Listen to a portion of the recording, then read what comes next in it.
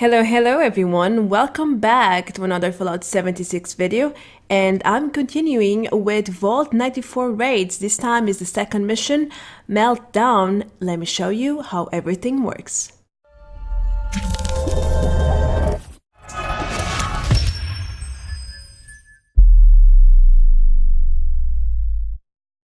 Dead in the Water was the first Vault 94 mission released with patch 12, and there are two more missions prepared, Meltdown and Wash Out. This week, more specifically last Tuesday, Bethesda released a second mission, Meltdown, which is live until this very moment that I am releasing this video, and I am planning to tell you everything that you need to know in order to finish this mission in Novice and in Standard. We managed to finally finish it in Expert yesterday, but for that one, because things are very quick paced, I'm going to make a separate video and hopefully you will like it too. For now, let's focus on the essentials, and I'm about to tell you a lot of information because this mission is even more complex than Dead in the Water. There are a lot of random tasks, yes, even more than Dead in the Water, and things can get really confusing, so let's start.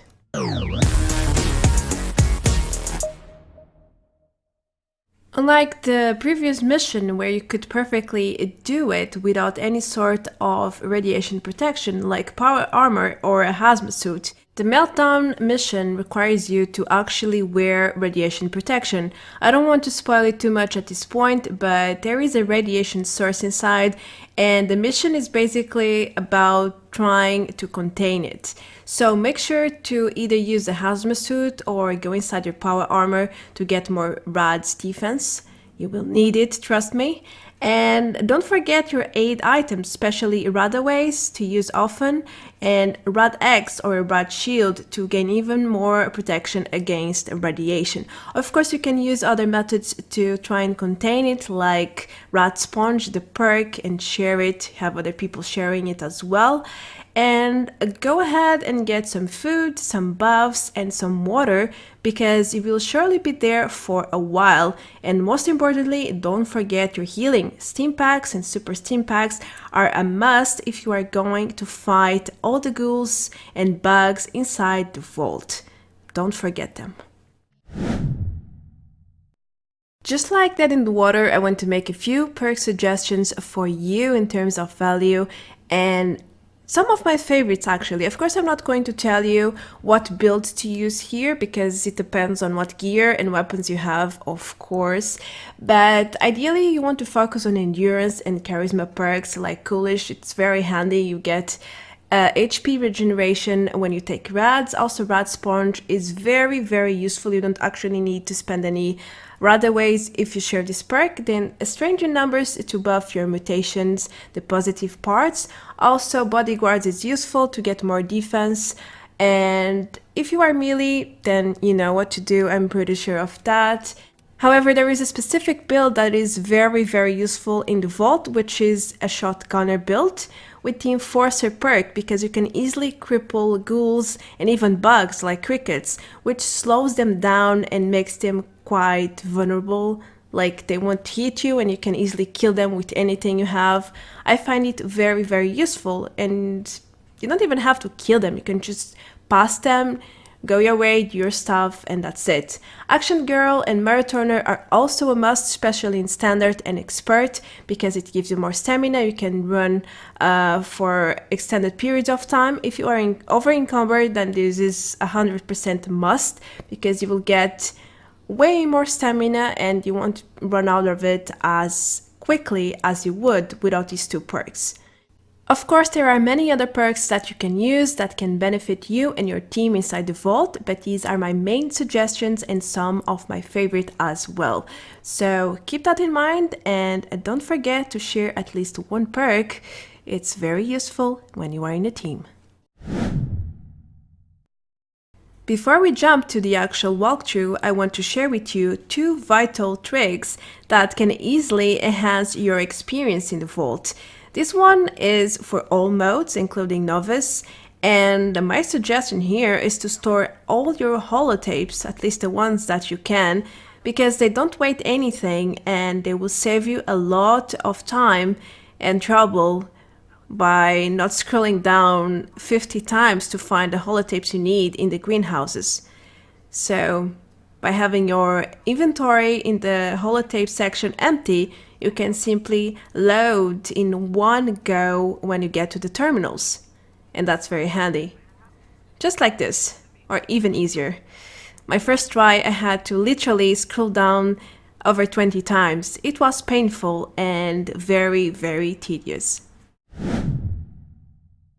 The second trick will ensure that you can finish standard or even expert.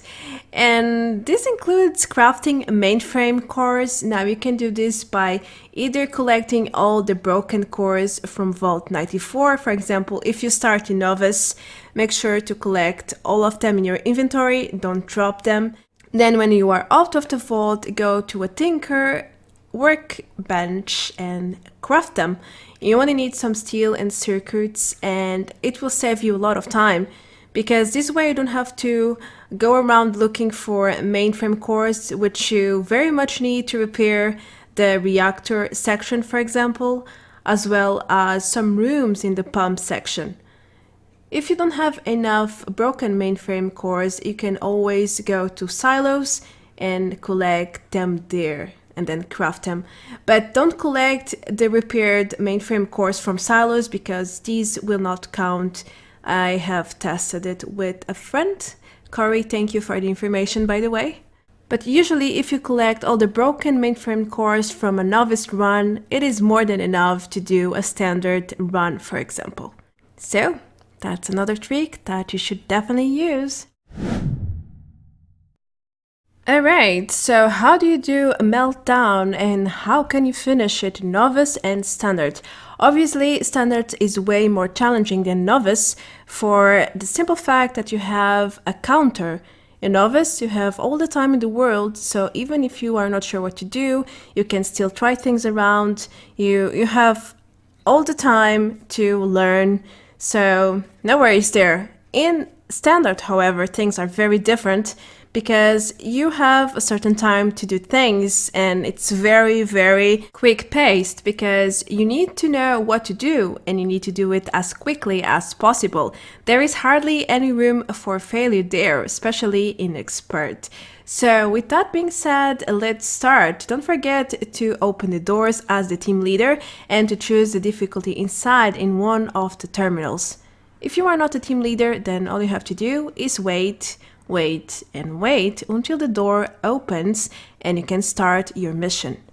As you can see in Standard, you will always start with 8 minutes, and I'm doing this walkthrough in Standard because if you understand what to do in Standard, then Novice will be super easy for you to do, because again, there are no time limits for you there. Plus, the things you have to do are the same in every single mode. There are random factors that can determine different tasks in different areas, but that you can really choose. They are random, and you will most likely get different tasks every time you enter the vault, or some sort of variant, let's say. Alright, so from the operations room at the start, you can access the terminal to open the atrium, where you need to search for 10 ID cards to reduce the security level and access another section of Vault 94. You can steal a lockpick and hack doors and terminals in Standard and Expert, so don't you worry about that. And the ID cards have a somewhat reduced pool, like they are sometimes in the same places, not always, but I've noticed that they can be often found in the same places or very close to places I found them in the past. For example, in this room, I usually find an ID card there in the shelf. Also, I will show another spot behind the stairs in the ground level where my teammate picked another card. There is also a fixed spot for another ID card. In the seed room upstairs, there is usually 2 to 3 cards, but not always. It depends on the run.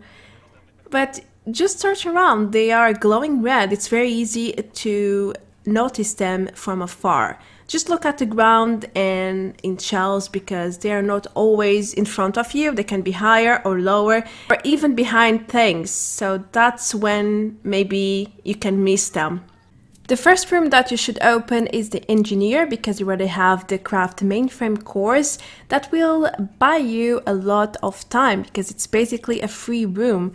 Just head there and replace all the broken mainframe cores. There are some in the middle near the reactors, in the inner panels, and some in the side, in the further side, with 2 big panels where you can add about 20 mainframe cores.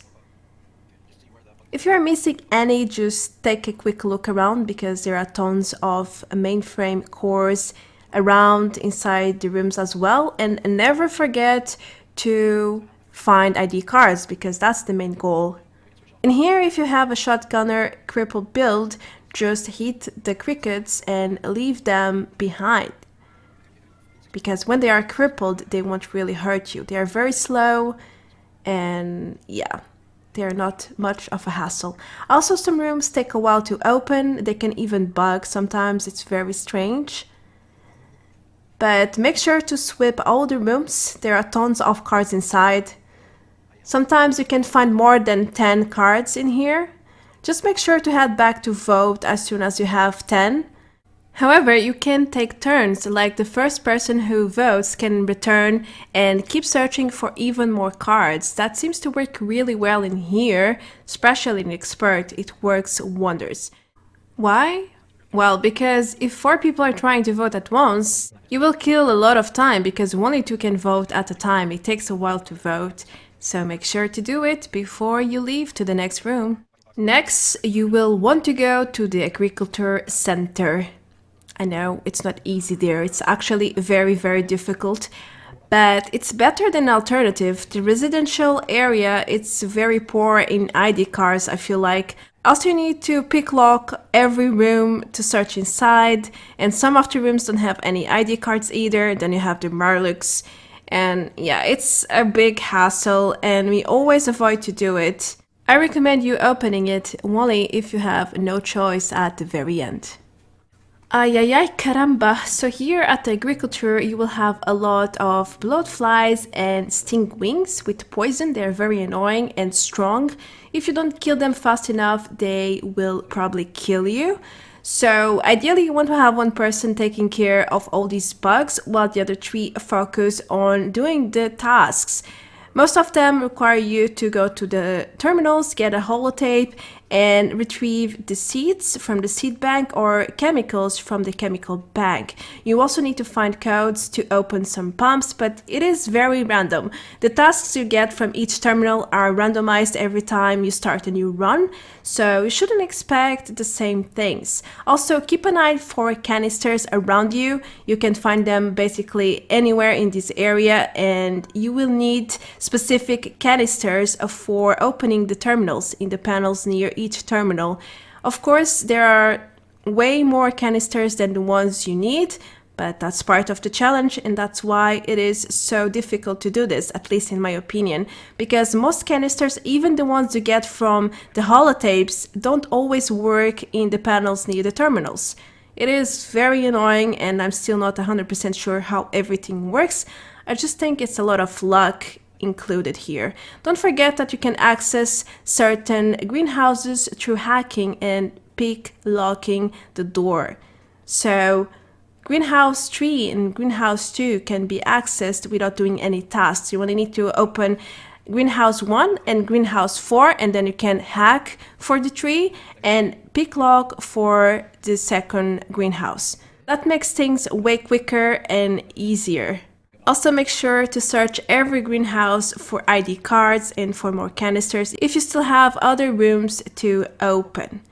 Now, if you end up doing a chemical holotape, let me show you where is the chemical bank. It's right here in the pump part, just before the door. It's in the pump area. It's called chemical bank. And you need to do the exact same thing, access the terminal, insert the holotape, and then check which chemicals are open for you to loot. Just like it works in the seed bank, it's the exact same logic, just in a different place. While I was doing the chemical task and collecting ID cards, my team managed to get 10 ID cards and opened the pump section, which is right in the heart of the agriculture. So that is very handy, because when we are here and we don't have too many cars, we can just stay and keep searching, while the others who went to vote and open the door can return and help us continue with the tasks. In here, you will have to look for several things like security cards, interlock keys, even codes for the pumps, mainframe cores, because you need to repair some. But the trick is that for opening some doors, you need to access others first, because you need to access the insides of certain doors to open others. I know it sounds confusing, but it's just a matter of reading what the task is and prioritizing the first level doors. Also, you can pickpocket certain doors, which makes things easier. And if you need codes for the pumps, they are usually around the entrance in the walls, at the main terminals, like on top of them, or even in the small side section. If you finish the agriculture and the pump sections, you will most likely be able to find 20 ID cards. That is very handy, because you will be able to skip the residential area then. When you're going back, don't forget to go through the seed bank and then atrium. Don't get lost. It is very easy to get confused and not take the right path when you are in the pump area. Then it's time for more voting, and all teammates should come at this part to cast their votes, because there are 20 key cards spread across 4 people. So vote, vote, vote, vote. It takes a lot of time. So in standard and expert, most of the time you spend voting, opening doors, checking terminals. It is like that. We can't do much about it. Then it's time to head back to the operations room. When you have opened the residential and the Geek Room, you need to access the terminal again to open the Geek Room, which is right here. Wait a little bit until everything is in motion, and then you should rush to the pause room and loot the blue box. There are some useful things there sometimes. Mostly 8 items and junk. But hey, free stuff is free stuff.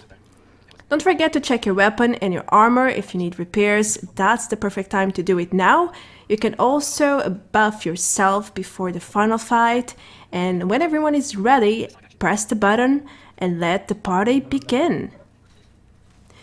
In the Geek Room, you need to access another terminal to start the subtask or the defending mission, whatever you want to call it. And you want to establish roles here. Ideally, you want to have 2 people in the center, or 1 in the center and another roaming, and the other 2 should be each one in different sides. All you have to do here is defend the pipes and the geek in the middle, of course, from ghouls. And every time a ghoul breaks a pipe, it's time to repair.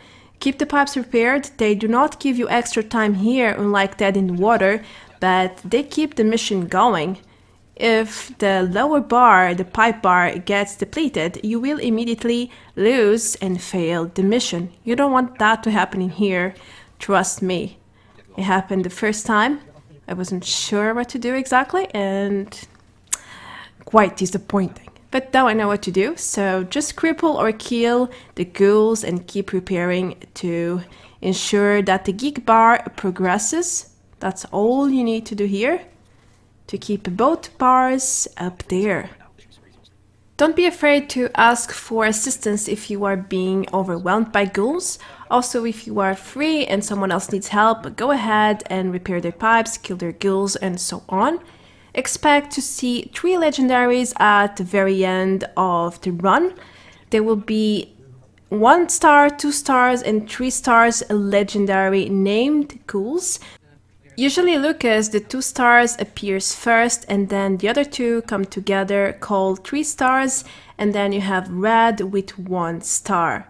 Yes, they are like this, fixed. I've done multiple runs and it is always like this.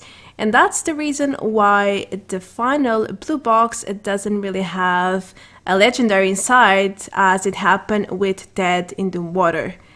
After all, you get 3 legendaries, which is basically triple the price as the rewards, legendary ones in Dead in the Water. When the Geck bar is completed, you will finish your Meltdown mission. Now that you know how to do Meltdown, what about rewards? What do you get from this mission? Well, you basically get the same things as Dead in the Water because they are both part of the Vault 94 missions. For Novice, you will usually get the lower rewards, including Vault 94 steel, 4 of them, as well as improved repair kits, bulk ammo, and some plants. In this case, I got a recipe too. Pretty useful in my opinion. But the reward highlights are definitely in standard and expert modes because you get a chance to get one of the new armor sets in game from Vault 94.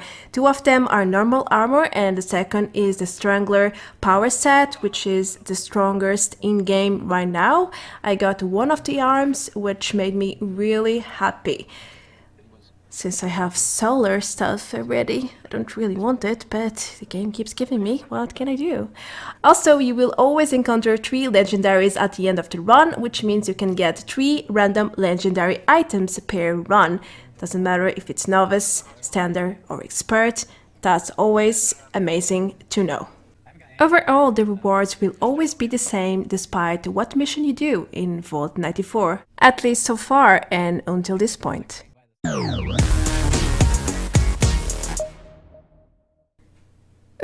I must admit that it was quite challenging to get here and to provide all the footage I have in this video for you guys. It took me 3 days to figure everything out because this new mission, Meltdown, has way more puzzles than Dead in the Water, and there is way more information that you need to process to understand what must be done in every single run. Because things can vary so much, it is a bit challenging to keep up with the tasks, especially when you are doing it in standard or expert. You have a time limit and there is that pressure on you. You have to move quickly, you have to do things, you have to keep up.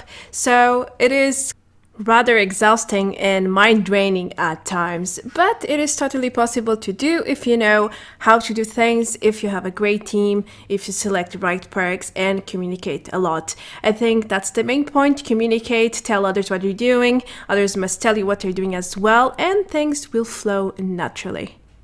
I want to personally thank my teammates in the past few days who helped me learn and achieve what you saw in this video and even more. Thank you guys for joining me for this mission. Other than that, that's going to be everything for this video. I'm Marta Branco. Thank you so much for watching. If you are new to the channel and you enjoyed what you saw, I do a lot of Fallout 76 guides, so feel free to hit the subscribe button below to help me grow. Also, I have a Patreon page for anyone who would like to support me even further. The link is always in the video description below. Thank you again for all your support, everyone, and I will see you very soon in the next video. Adios! Bye bye!